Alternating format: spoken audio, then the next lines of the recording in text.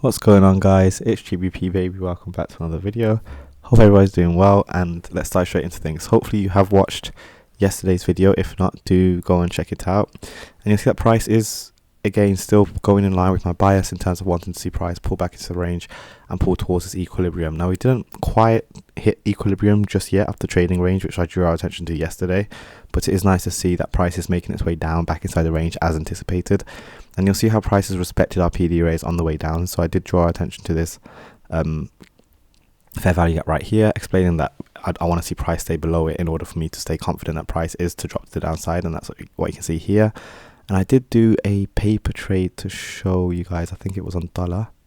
Yes, so I did want to show you this as in the entry, which was during the London session, which is when I was expecting to enter dollar, and then I exited later. Now, I didn't exit as low as I wanted to, as in as price traded into this fair value gap, but my point is that we were able to call this move and, you know, trade accordingly with the expectation that price was likely to draw towards equilibrium.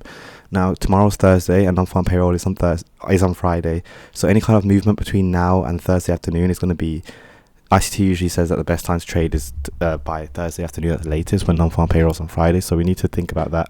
I don't think I'm going to be in the charts until then, again, because you can start to see the kind of high resistance that we saw on the way down as well. So this is the hourly. You see there's still quite a lot of back and forth price action, which isn't ideal.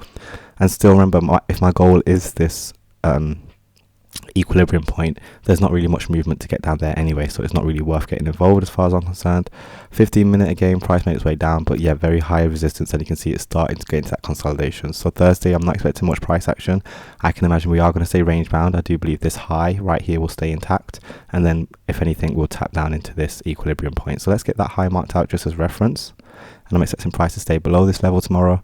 And we can talk on this tomorrow, and then, like I said, this equilibrium price point, which I drew our attention to yesterday, is where I'd want to see price continue to draw to.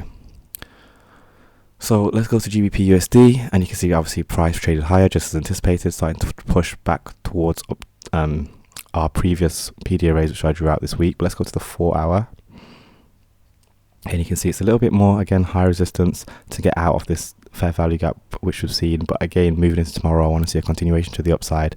But again, it's just not the smoothest or cleanest markets with NFP on Friday, but a back and forth price action starting to fill this large gap. So right from here down to here, all down close candles, so there's willingness to want to try and fill that, which is why we're seeing price continuously make its way to the top of there. But it's very possible that once it does reach, say, this bearish order block up here, once we do tap into that, you know, with the volume, I wouldn't be surprised if price wanted to roll over, but we'll talk more on that tomorrow right before NFP. It's very possible that this is, you know, just another manipulation phase whereby NFP will send price lower again to start hunting for these stops that it's creating on the way up. So let's take into consideration. And we're going to finish up on Euro USD.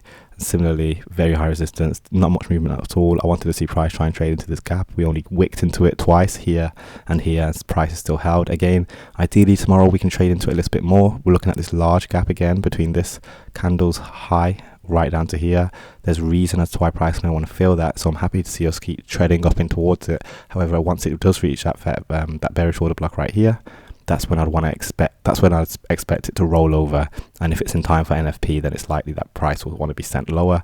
We can start thinking about sell stops such as Wednesday's lows, etc. So that's going to be everything for today. Don't forget to watch yesterday's video. Do drop a like, drop a comment, smash subscribe, join the mailing list, join the Discord. Again, not really much to say on the back of that, but it's just nice to see that price is moving in line with our bias, especially on dollar, how price was easily, you know, traded lower today. And then obviously being held in some kind of consolidation until, like I said, tomorrow we hit equilibrium. Then it's very possible that price may want to turn around on the back of that. Thanks so much for watching, and I'll catch you in the next one. Peace.